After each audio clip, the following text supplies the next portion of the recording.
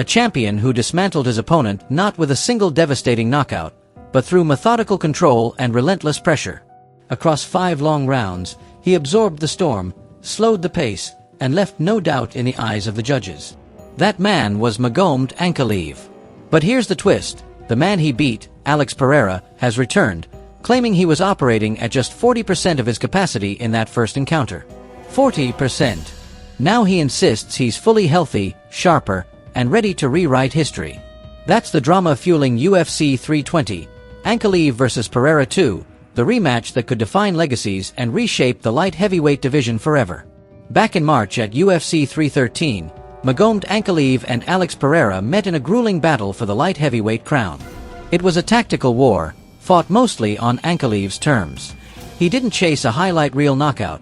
He imposed his game plan with grappling, clinch control, and forward pressure. The result, a unanimous decision victory, with scorecards of 49-46, 48-47, and 48-47. It was close at times, but clear enough. Pereira's legendary power was neutralized, and the Russian walked away with the belt. Now, months later, Pereira insists that performance wasn't the real him. He says he was limited, that his body wasn't responding, and that the version of himself stepping into the Octagon at UFC 320 is a different beast altogether. Oddsmakers, however, aren't buying into the story just yet. They've pegged Ankalaev as the strong favorite, with odds hovering around -260 to -275. Pereira enters as the underdog at +210.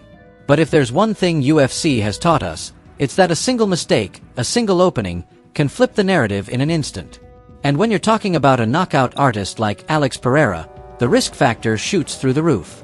For him, a win isn't just about reclaiming gold, it's about redemption. For Ankalaev, another victory means erasing doubt, cementing dominance, and shutting the door on excuses. But before we get too deep into the main event, UFC 320 has a stacked lineup.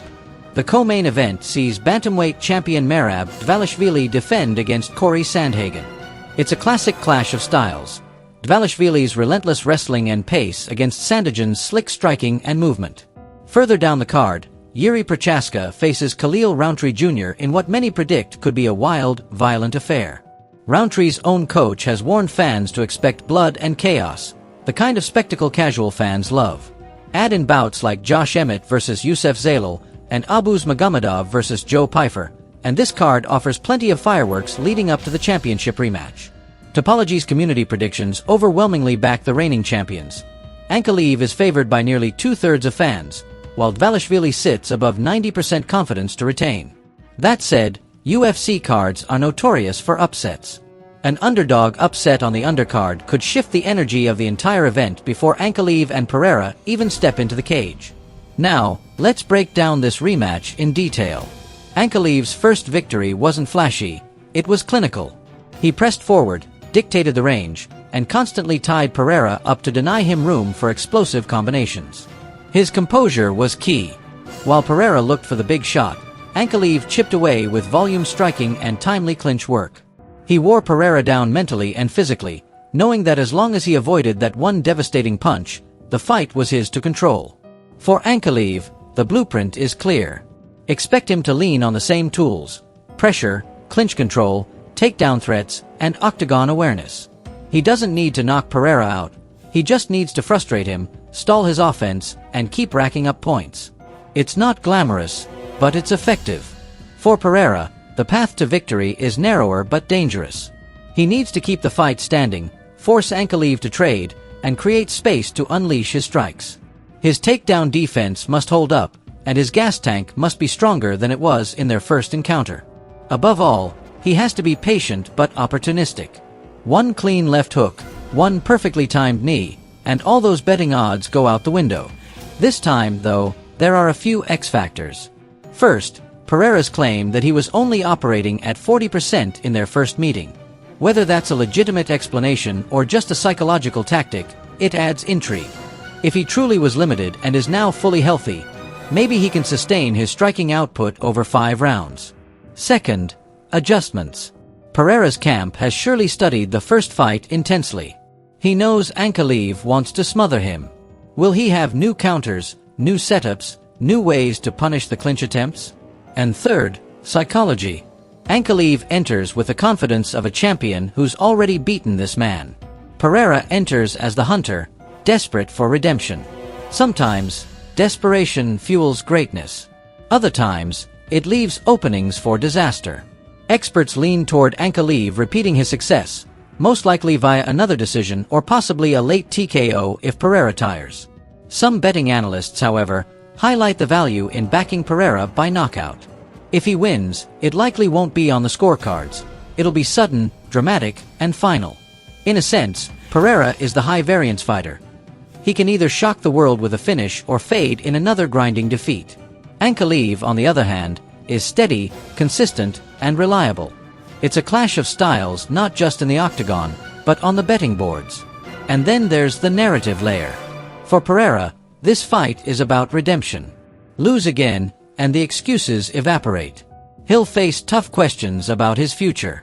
Does he stay at light heavyweight, chase new opponents, or even consider retirement? For Ankalaev, the story is validation. A second victory seals the rivalry, shuts down doubts, and positions him as one of the dominant champions of this era. That's legacy-building material, the kind of win that echoes for years. So what should fans expect?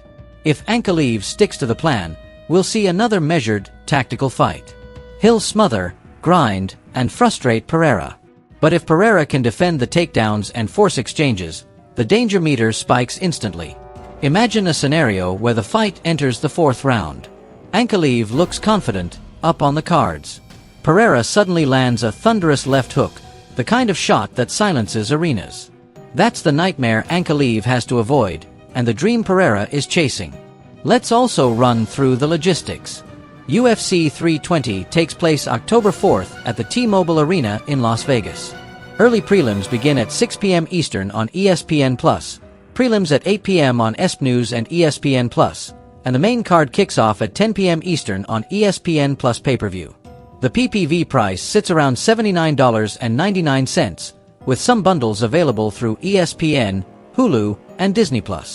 For now, ESPN remains the UFC's streaming home, with transitions to other platforms not coming until 2026. So, what are the possible outcomes? Ankalaev by decision, the most likely scenario. Ankalaev by late TKO, a statement victory. Pereira by decision, less likely, but possible if he can control range and volume. Pereira by knockout, the dream redemption arc. Or, of course, the wild card, a controversial decision or even a draw, sparking endless debates and trilogy demands. At the end of the night, someone's legacy will grow, and someone's will take a hit. The beauty of UFC is that no script is guaranteed. And that's why fans around the world will be tuning in. This isn't just another fight card.